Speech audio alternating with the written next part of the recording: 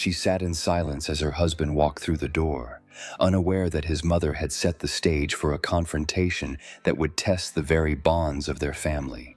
What would happen when the truth finally came out? To retrace our steps, the drama unfolded roughly 48 hours earlier, with events so wild they felt almost surreal. Her husband showed up at her parents' house just hours after her last post. And, as predicted, he did not come alone. His mother was right beside him. As their car pulled up, her mother-in-law was the first to step out. Inside, the tension was as thick as the storm clouds overhead. Her child sat safely in her old bedroom with her sister and mother, while she braced herself in the living room with her brothers and dad. The first words out of her mother-in-law's mouth were an attack. "Quit the nonsense. My baby is a girl, right?" Contrary to the expectations, and with her family firmly backing her up, she very calmly informed them that the baby was indeed a boy.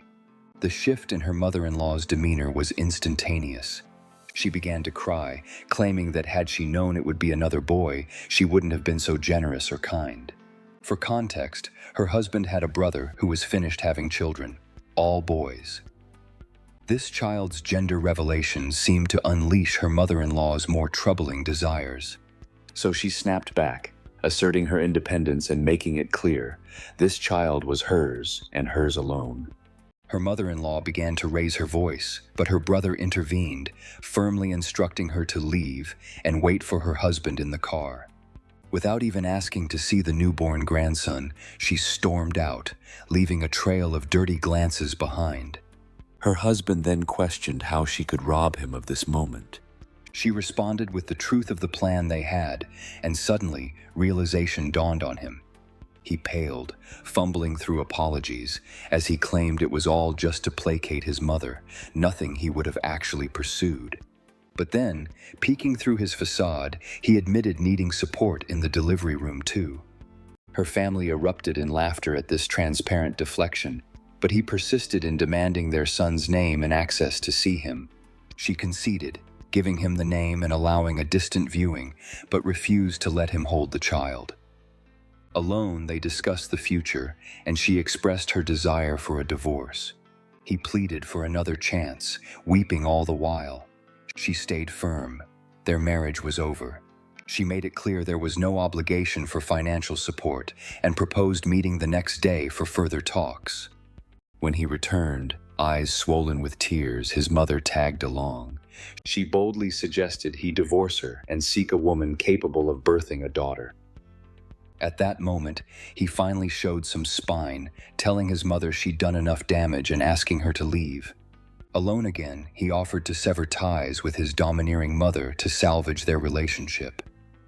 She requested time to think about it, and they agreed he would return to low contact until they reconvened in a week. The complexities don't escape her. Being a single mother at 23 seems daunting, and despite it all, feelings for her husband linger. And so, she asks for opinions and recommendations as she navigates this emotional tempest. And now for your thoughts, a whirlwind of reactions awaits. Do you think she'll give him another chance? First, a voice of caution. If you decide to give him another chance, please do not move back to where he lives. If you establish residency there, he could prevent you from returning to your parents' house with the baby. Right now, since you gave birth in Florida, that's your baby's home state. Stay there. You did a good job of protecting yourself and your baby. Your mother-in-law is a terrible person. You're not the jerk. He left you no choice. I'm sorry this is how your postpartum period has turned out. You and your baby deserve better. And here's a touch of biological irony. By the way, do these people not realize it's the sperm that determines the sex?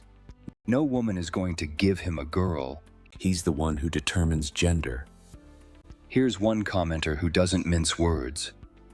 Talk is cheap. Do 1 year of separation, and if he steps up massively and keeps his mother cut off, then you can review the divorce options. You're not the jerk.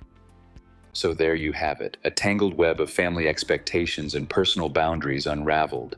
Keeping hope alive amidst such chaos is no easy task. But whatever path she chooses, it's clear she's stronger than she realizes. If stories of family drama leave you pondering what you'd do, you'll want to hit subscribe and not miss the next story.